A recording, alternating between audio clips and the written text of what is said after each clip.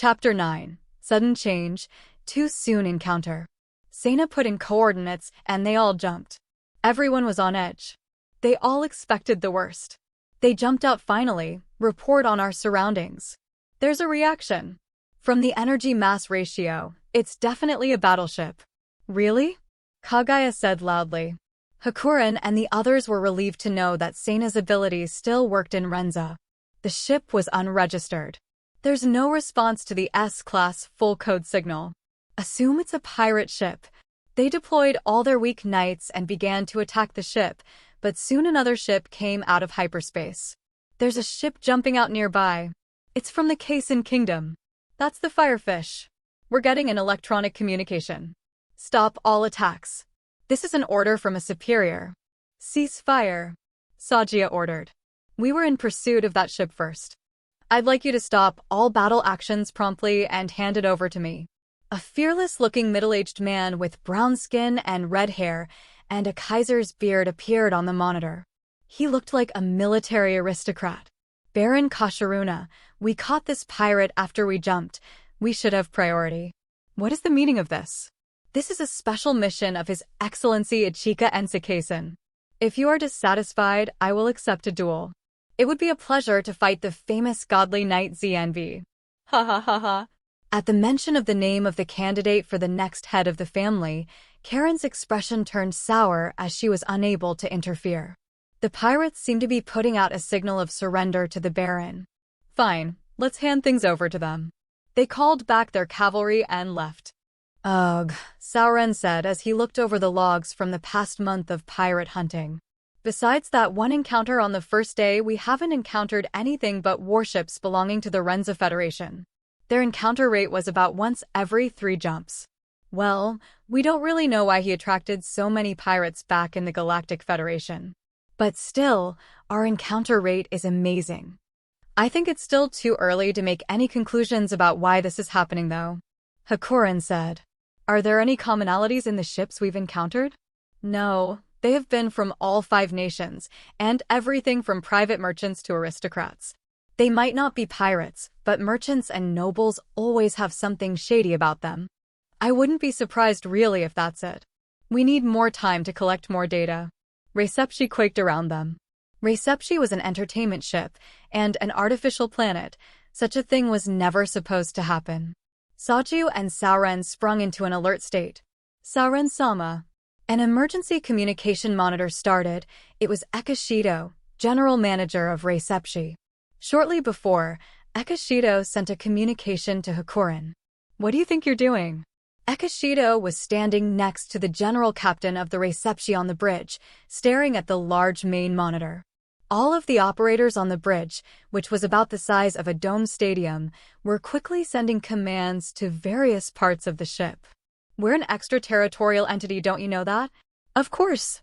But if you know our purpose, you must have foreseen the situation, right? It was only a processed voice, but the tone was dignified. It came from the 7 armored cavalry on the monitor. The largest was the armored cavalry sitting in the middle. Even if it breaks the non-aggression pact? You must be mistaken. We won't touch Recepshi, but the insects that are roaming around the area, are they your customers? Running parallel to Recepshi, there were many privileged people who were waiting to check in to see Sana fight. These people had nothing to do with Recepshi because their reservations had not been confirmed. Moreover, they were out of Recepshi's protective space, so Recepshi could not intervene even if they were attacked. But if you are holding these people hostage and trying to meddle with our customers, we can't overlook it. But what must be done to preserve the safety of your passengers? We have captured your guests outside the perimeter of your ship and are holding them hostage. A battle with Himik? Hakuren exclaimed, befuddled on the bridge of the burst squirrel. Displayed on the screen was Ekashido and a fleet of 7 high-ranking armored cavalry units that were all over the 4th generation in power. It seems that 3 of them are 3rd generation, but the one in the center. It's a 2nd gen. Its power readings are just like Mikagami's in strength. So, what you're saying is, that's center 1. That's Himik. You'd need a 2nd gen to make all those 3rds. It seems like Sana's power is working after all. Ha ha ha. This is no laughing matter. This is like a major boss encounter in a video game. Hakurin, what are we going to do? It's all up to you. Hakurin looked at the screen. Sena talked to Zinv telepathically. Zinv, can't you put an end to this before anything happens? No. The children. I can't hear them, they're already gone. They're blind and deaf to me.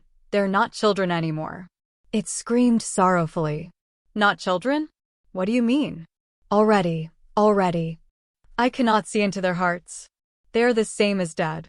They're dead? What do you mean? I don't know how to explain it, but they aren't children anymore. Himik was broken. Same as me. I was broken. I broke. Zinv. That's why. Forgive me. I have to end this. End this? You're going to fight. Zinv shut off the connection between them. End it? That means you're going to fight.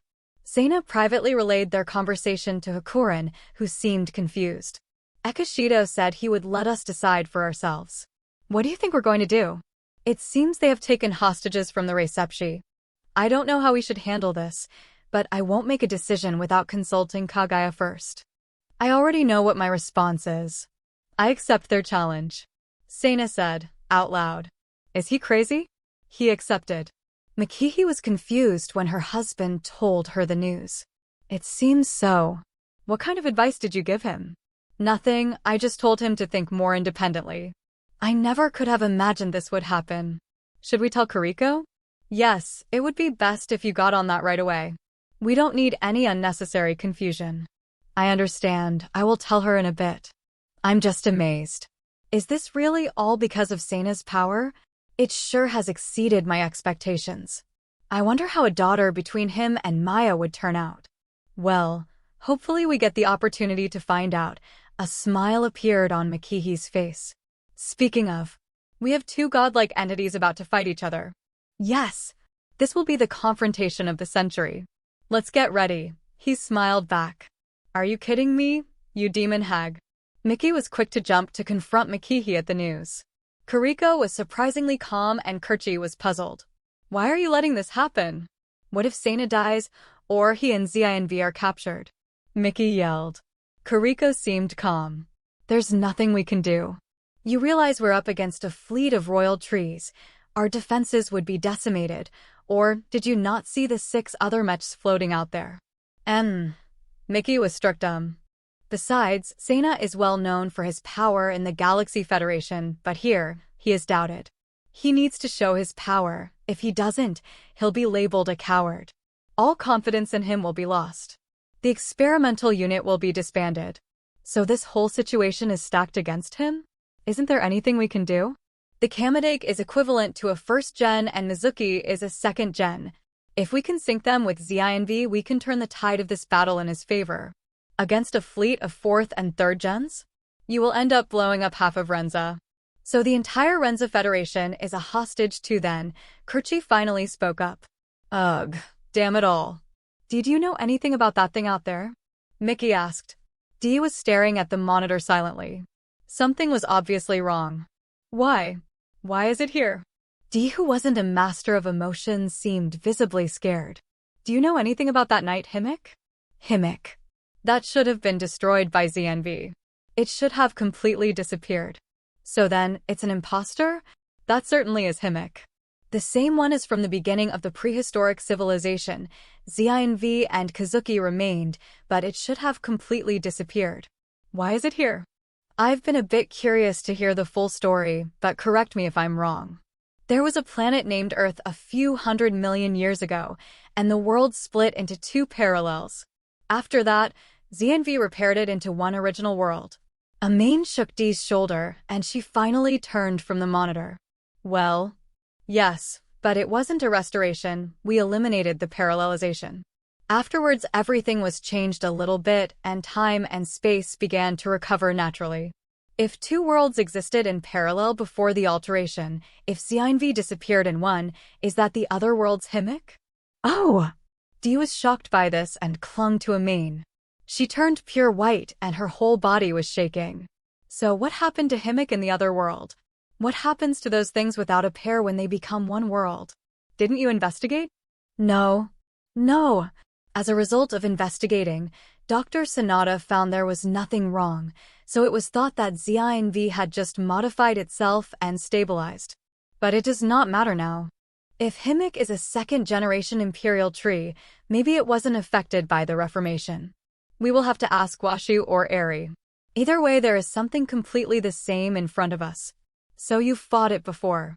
Then battle data should still be in ZNV. That should give us an advantage.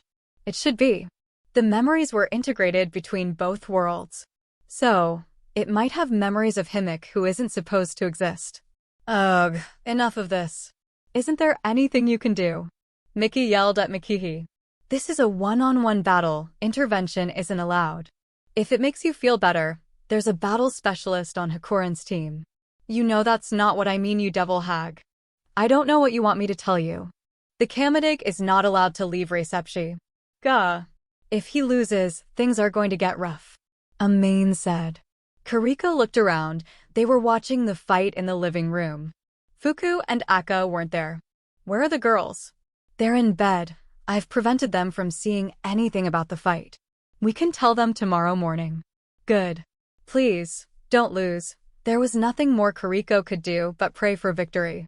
Sena got in the cockpit of ZINV and was waiting for a signal to start the battle. He wasn't worried about the battle. He was worried about the gaudy stage production part of the fight. I thought I would be used to this after the fight with Sirio, but I can't take this seriously. Sena continued to watch Himik through the whole thing. I feel bad. ZNV has said that Himik was broken. It certainly doesn't feel like an imperial tree. What he felt when he looked at Himik in front of him betrayed what he knew about the trees. Wait, what is that? It felt like the essence of Himik could be seen, like he had focused in on it suddenly. It felt like emptiness was the best way he could describe it. A feeling like the embodiment of death. He felt a shiver go through him. His crisis instincts kicked in at the emptiness in front of him and terrified him. He was scared of losing everything he had gotten since coming into space. But he had no idea how he was going to face such a thing. The noise around him dissipated and all he could see was Himik. I see. At this point Sena was able to understand ZNV's feelings. It was just emptiness there. There was no intention, no thought or feeling. It was like a singularity. A phenomenon of the elimination of existence itself. It was different from what he felt with Tarrant, but it was still a bad feeling. The moment he felt it, it became frustrating. He couldn't bear to see it anymore. The opening events were still going on, but Sena couldn't bear it. Get it gone. Please make it disappear. Voo-oo-oo-oo-oo. Gakwa. ZNV and Himik roared, and it shook the universe around them, and in a moment the two godly knights disappeared in a flash. Mia. Fuku suddenly woke up. Akka was still sleeping on the bed as she hopped off and looked around. She was overcome by a tremendous sense of loss and didn't know why. She soon realized her bond with Sena was broken. Meow. Mia. Fuku became anxious and desperately searched for Sena using the Kamidig, and she noticed ZINV fighting with Himik. What happened? Ekishido yelled in the control room of Recepshi. They just suddenly went into battle. Why have we lost the feed? The energy they're outputting is too great. All the camera probes have been destroyed. Sir, we are receiving a lot of complaints. Naturally, this was a hyped-up battle, and their customers were not happy to not be able to see it. This is a fight between legendary gods. It's not like we could have expected this. The battlefield had become a burning hell swirling in a torrent of energy like one would see in a newly formed universe. The long-range attacks from Himik had burst all over the battlefield, instantly evaporating the camera probes. Sena was concentrating extremely hard and had dodged every blow so far. None of how he was operating could be attributed to experience. This was pure crisis avoidance instinct. The fight was immense, and it wasn't clear how much of the surrounding space would end up completely destroyed when the fight was over. Recepshi, the nearby solar system, even the galaxy could be taken out before this was over. First generation and second generation. The difference was orders of magnitude, but neither would give up. Their fight was physically tearing up space around them.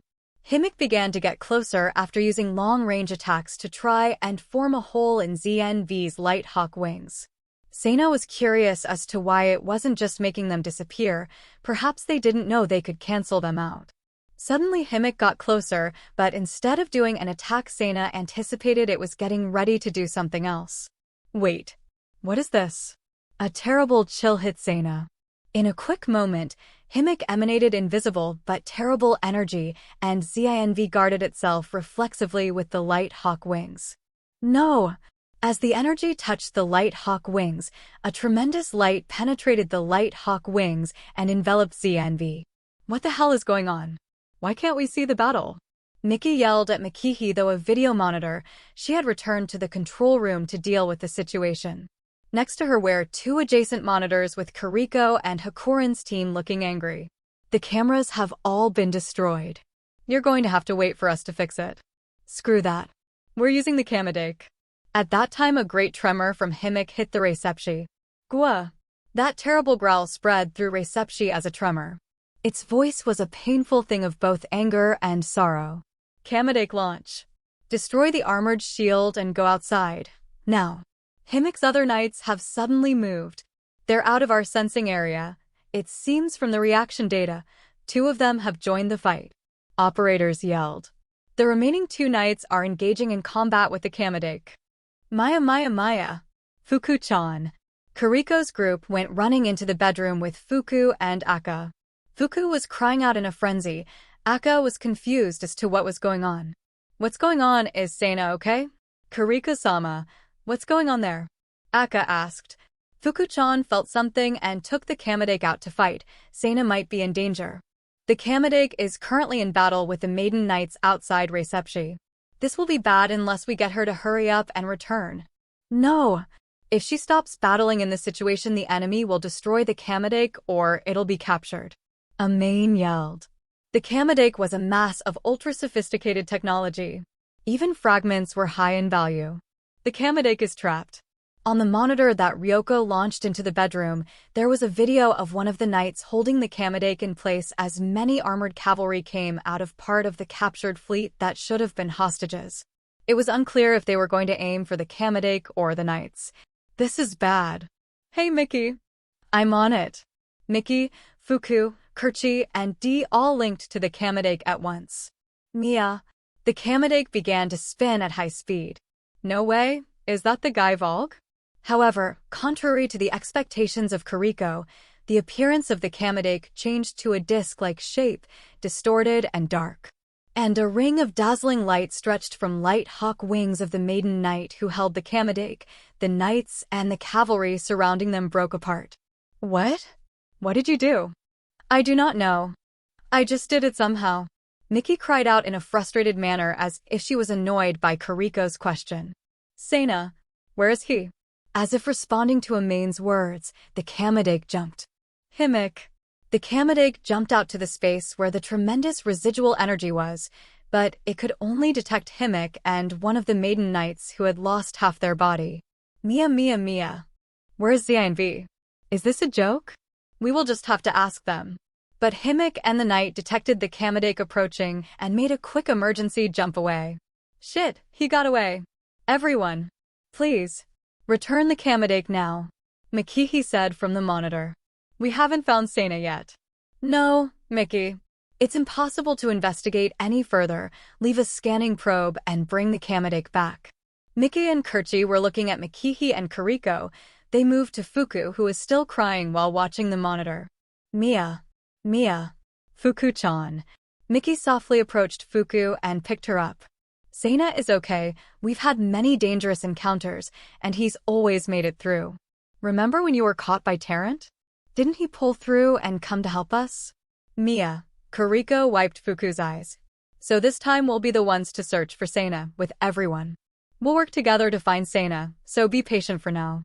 Mia? It's okay. He'll be safe. Sana has Zinv too, remember? Kiriko took Fuku over to Aka and Aka understood and petted her. Mia.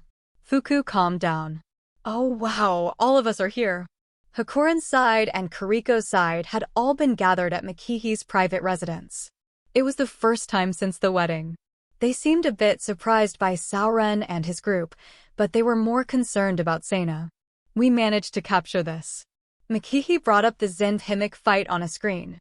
The attacks from Himik ceased for a moment, and in the next moment, a tremendous light was generated inside the light hawk wings of ZINV.